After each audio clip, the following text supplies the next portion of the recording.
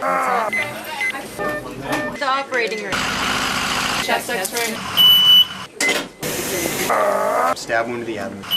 We're going to do an exploratory laparotomy. There are two ways to enter the emergency department at Rhode Island Hospital: by ambulance or as a walk-in, where your first conversation will be with a triage nurse. They're the most highly trained nurses in the department, and their job is to make that call. Does the person need immediate care, or can they wait? The emergency room is actually a hospital within a hospital. Well, we have 431 clinical staff. By that I mean physicians, nurses, technicians. And separate pods depending on your ailment for more focused care. There's a chest pain unit, a behavioral health care unit, a pod with beds for general emergencies. We're going to give you the blood, but we're going to give it pretty slowly. And the critical care unit. Oh, and just so you know, just because you're brought in by ambulance doesn't mean you'll be seen first. We base a lot of it on their complaint and their vital signs. There's some objective tools that we use to identify the sickest patients. Luis Rosa qualified as one of the sickest patients,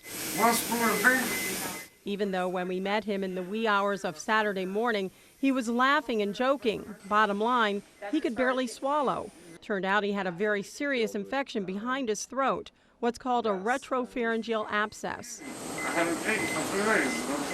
ENT specialist Dr. Jan Grabluski is the attending that night, and the fourth doctor he's seen in a few hours. Now he's got the white count.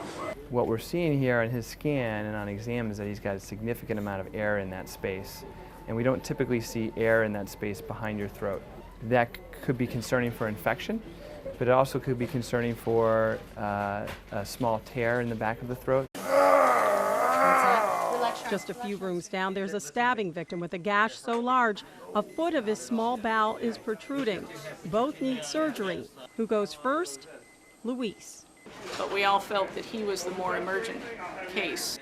To help make any diagnosis, this Level 1 trauma center has pretty much everything they need within the ER. It's one of a few hospitals in the country to offer MRI scans in the ER. They can perform CAT scans and cardiac catheterizations. How's the breathing? And they are prepared for pretty much anything. Is there anything you haven't seen? We'll throw some scenarios at us. We've probably seen it all: stabbing, shootings, in every scenario you could possibly imagine. On this particular Monday night, a stabbing victim arrives by ambulance. Did you get stabbed anywhere else?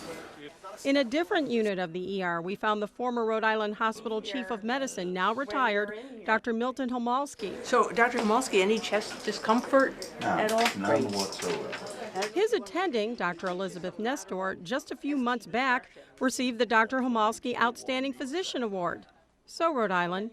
And just about an hour before our shift here ends, a Cranston woman, Paula Koch, arrives with a dislocated shoulder. She has a little chip off the bone there. This ER team works to relocate her shoulder. Mission accomplished. How do you avoid taking this home with you? Some of it you can't avoid taking home with you, but in order to protect myself, I take good care of myself at home. Eat well, sleep enough, exercise, play, be grateful, hug my kids. Another busy night in an ER filled with drama. So we just need you to relax so that we can get all these people off you. And trauma. The medical teams here, never knowing from minute to minute what might come through these doors. With this special Health Check 10 report, I'm Barbara Moore Silva, NBC 10 News.